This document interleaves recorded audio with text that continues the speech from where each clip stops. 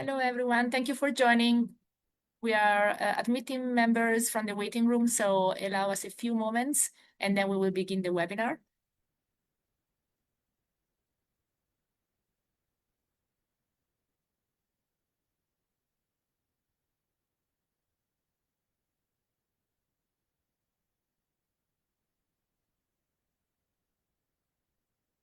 Thank you for joining. My name is Sabrina Paganoni, and I am a physician investigator at the Healey Center at Mass General. Every month, the second Thursday of each month, we have a wonderful webinar series devoted to expanded access or expanded access protocols, also known as EAPs. This is a relatively new field for ALS. And tonight, I'm really excited that we'll hear updates about an important EAP program that's ongoing right now. We have Dr. Oskarsson from the Mayo Clinic join us. He was here before. He has been providing regular updates to the community. So thank you for that. And thank you for being available one more time to share more about your project. And so with that, I think we can go to the first slide for him to start the presentation. And then we can take your questions. Before we go there, our patient navigator, Catherine Small, is here as always. Thank you so much, Catherine. Do you want to just give us a teaser of the next few webinars that we're going to have? Yeah, definitely. I don't want to interrupt Dr. Oskarsson's presentation. So before we even get started, I'll just give people a heads up that if you stay tuned, we have another webinar in August. So on August 28th, Dr. James Berry and Eric Macklin will be giving a presentation about what we've learned from biomarkers in the platform trial up to date. And then, like Dr. Paganoni was mentioning, the second Thursday in September, we will have another EAP discussion. So if you want to register and stay tuned, please join us again. And I'll officially hand it over to Dr. Oskarsson for the remainder of the presentation. Thank you. Am I able to move my slides myself or not quite, huh? And I have too many slides, so I guess you gotta keep flipping them here if it goes. So yeah, I'm Björn Oskarsson, and I got to be here again to talk to you all about this, the Ibudilast MM166 program. So some of these slides I've already shown the last time I was here. We'll go through them really briefly. We just kind of flip through them really without talking about them to kind of focus on the updates on the Shinobi program. But if somebody goes back and looks at this, if you scroll through it really slowly, you'll be able to see these kind of background slides anyway. So next slide, please. Disclosures, important thing. I do have some consulting relationships with Medicinova, who owns this product in the US for this indication. And the phase 2/3 trial that I am leading for them, I do have research grant funding for that. Next slide. This is about neuroinflammation. Again, a persistent hot topic in ALS. You hear about it for the RAPA and multiple other projects that are ongoing. Next slide, please. And again, that's where this product works. Keys with the Ibudilast is, again, it's an old drug from approved in 89 in Japan, and we kind of really know the side effect. There's some nausea, there's some malaise that comes often dose dependent and early with the product that then dissipates. Next slide. And this one, you got to click on several times to make it go away. So just kind of keep clicking on it till it disappears. And now it's almost gone. Do one more click. There we go. The background for this, there's really two early phase trials, one that by Ben Brooks and a very short one aiming with a imaging study done at MGH. But the one that was most interesting there was by far this study by Brooks, where there was a group of people taking active drug who were stable, and that group was much larger than the same group in people getting placebo. So by the intent to treat analysis or all people in the program, those differences were not statistically significant, but, well, actually depends on how you count. This was not the intended primary outcome in the study. That was looking at the change in the slope in the FRS. So But there did seem to be a difference there. Next slide. And again, comparing it in a even more complex way that Dr. Brooks did, looking only at the people who were actually able to take the drug as they were supposed to, we see those differences increasing even more, suggesting that maybe there is a portion of people that benefit from this product. Next slide. We are doing this phase 2/3 trial. We are almost there. There are 3 left to randomize now, I believe, since this slide is a couple of days old. So we're almost there, very close to completion. This is a 1-year study, blinded aspect of it. And so when we have the blinded data, we will be able to kind of start looking at the data. And there is an open label 6 months extension after that also will contribute important safety data. But for efficacy, we'll have it in just a little over a year. And then, I mean, as many of you guys know, it takes time to look at data. So it won't be answers right away, but the completion of this program can now be predicted with decent certainty. Next slide. We have this expanded access program, which should be what I'm spending the next 6 minutes talking about here. We have the widetrial.com website where we are putting information up about the program. So that's kind of where we are going to try to do that in a more timely manner now. I mean, we've had a couple of updates, but as we're actually gathering speed and we'll have more to say, that this is going to be the way that we're communicating information. It's a little difficult to use my institutional pathways for this, but using Whitetrial, I think this will work very well going forward. So we'll try to kind of keep people updated with things like this webinar, but also through this website. We are going to be doing more mailings.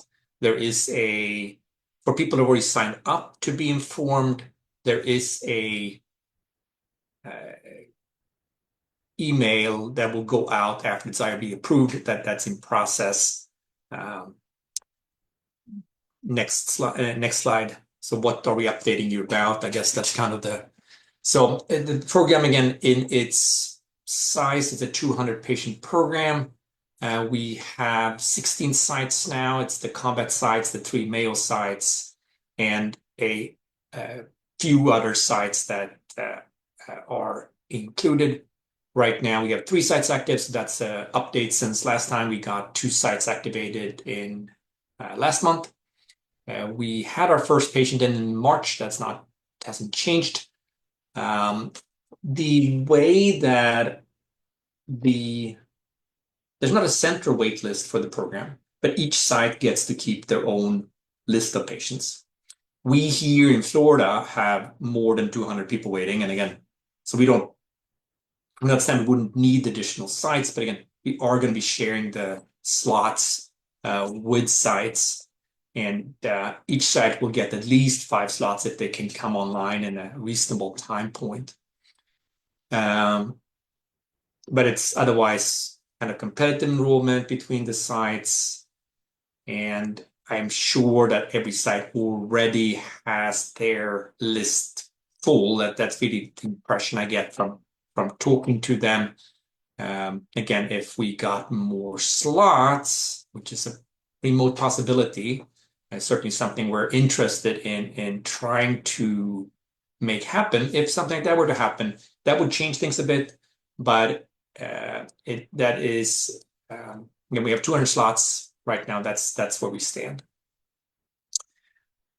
To participate in the Shinobi program, you can't participate in other trials or expanded access programs. But otherwise, we really have pretty broad inclusion criteria, which don't prevent. So most people who can have ALS and can't participate in other clinical trials will be our candidate for Shinobi. Next slide. So that's how we've done with the sites. So March 1st, and then we got the other two ones in July. Next slide. We're have signed agreements now with one more site. So we're planning to have their site initiation later this month. There's quite a few there that are moving forward with their agreements.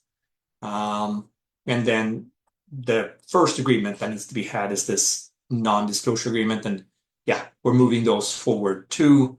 And again, this is kind of a reflection of where people are. And I wouldn't, this reflects largely in what order we sent the information to them. So really, it just kind of happened. We couldn't send it to everybody at the same time. So we had to kind of do that in a little bit of a flow. And so I wouldn't say everybody's really performed very well at this point. And then this again reflects in what order we gave them stuff. So it's really on us. And I think they're all doing tremendous.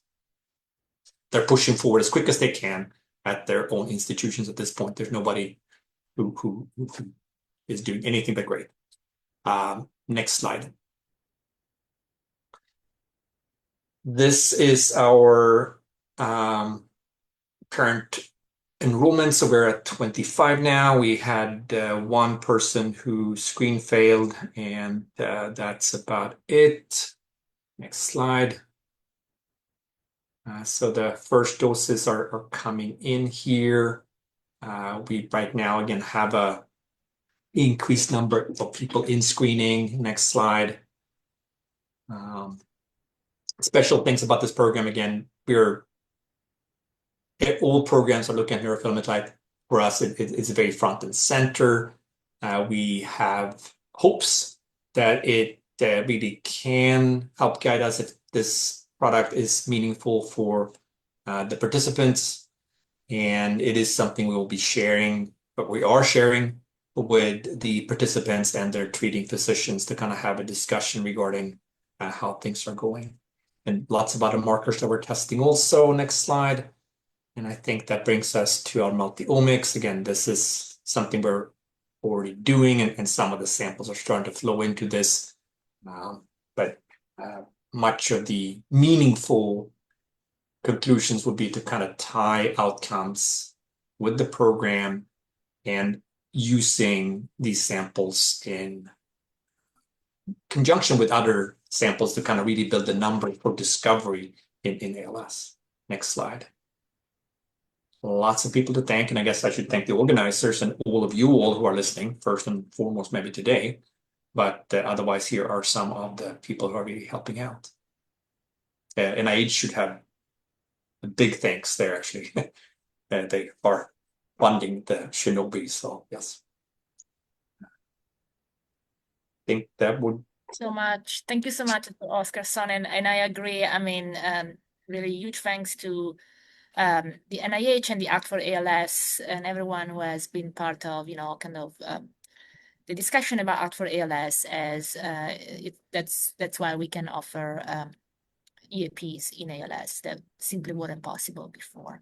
So there's a few questions for you. So the first thing is if you can comment on sort of the impact of this drug, and can you comment on whether people on the drug in the EAP have shown improvement in muscle or respiratory function? So I've done trials in ALS for the last 20 years. I've done many projects where I've seen occasional patients doing very well. But where we still on the readout of the program don't see a beneficial effect. I have seen people do very well in Ibudilast. Yes, I have. But I would definitely want to temper that with that first statement, that just because that we see people doing very well doesn't mean that it's thanks to what we are doing. But I would, there's people, and again, I particularly we've been doing the combat trial, the preceding blinded trial now for years.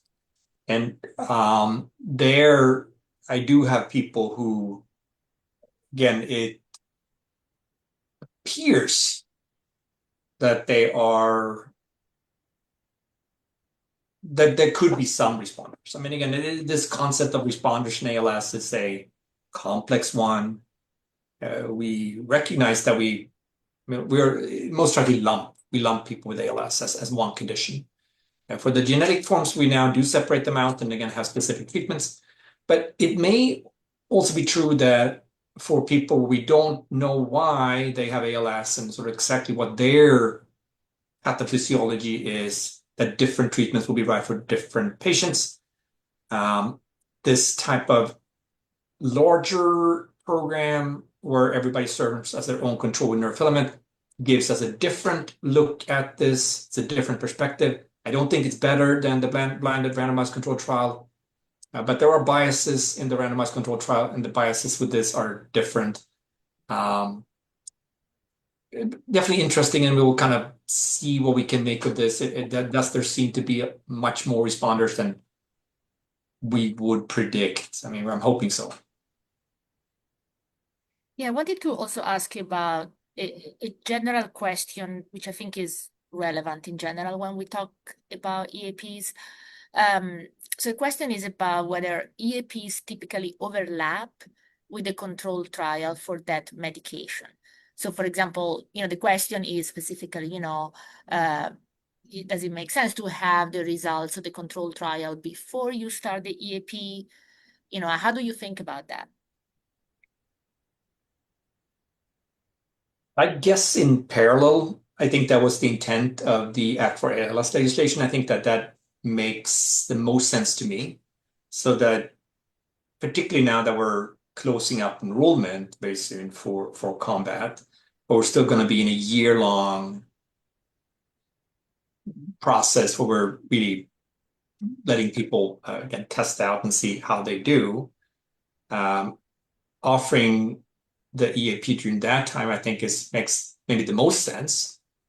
But again, the way we design the program, it shouldn't compete with enrollment for the trial. I think that's key. I mean, we do need to try to get to answers for drugs work for ALS. That's we all know that, and the data quality coming out of EAPs is a bit different. I think it can definitely support an application. It can provide. I mean, the things have changed also since that we designed combat. I think we designed combat in 2017, 18. Our thinking about how to we've come up with new measures. Neurofilament was considered in combat, and again, it had already been used in the prior sprint trial. So it is, but we have gotten neurofilament is much easier for it to measure today. We do it better. So I think and we know more about it than we did back then. So that's kind of definitely elevated that, relatively speaking. But I guess the question was really kind of when.